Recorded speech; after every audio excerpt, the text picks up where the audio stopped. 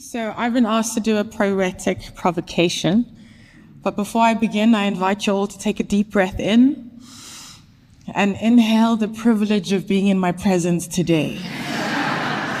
And exhale any entitlement to the gifts my presence brings you in this present moment, yeah? I come before you not as an expert in anything, but as an anointed daughter of the African soil found at the cradle of humankind. I come as the original keeper of stories, the ones they buried but could not kill. And so I ask you to listen, not just with your ears, but with the memory held deep in your bones, held deep in your blood. For the story of wealth begins with the body. Long before there were markets, before there were stocks, before there were banks, there was the land, the river, the sun. And wealth, beloveds, was the abundance of the earth. It was the song of the harvest. It was the hands that tilled the soil. It was the joy of enough. But then came the colonial lust for conquests, the taking, the grabbing. Wealth became a thing to be hoarded and not shared. It became a beastly mark of power, a capitalistic tool of control. It became land stolen, bodies stolen, futures stolen. The plantations of the past are the corporations of the present. The auction blocks are now the stock exchanges. The trade routes are now the supply chains. The overseer is now the CEO. The language has changed, but the rhythm of extraction and dehumanization has remained the same. The currency of power still flows in one direction, upward, outward, and away from the many into the hands of the few.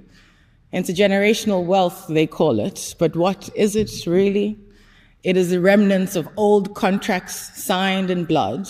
It is the unbearable weight of past deeds pressing into the present.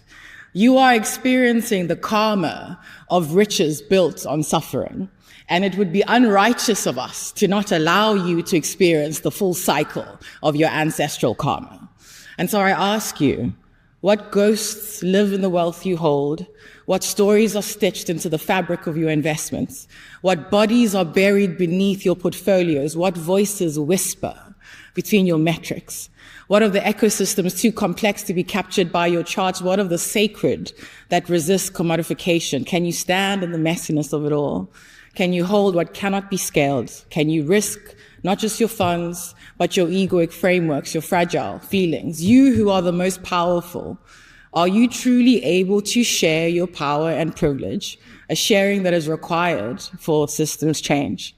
And while you think about that, understand you will name me in this room. You will name me she, mother, earth, womb from whence you came, tomb to which you will return. You will name me in this room. You will recall the reverence for life that we have forgotten.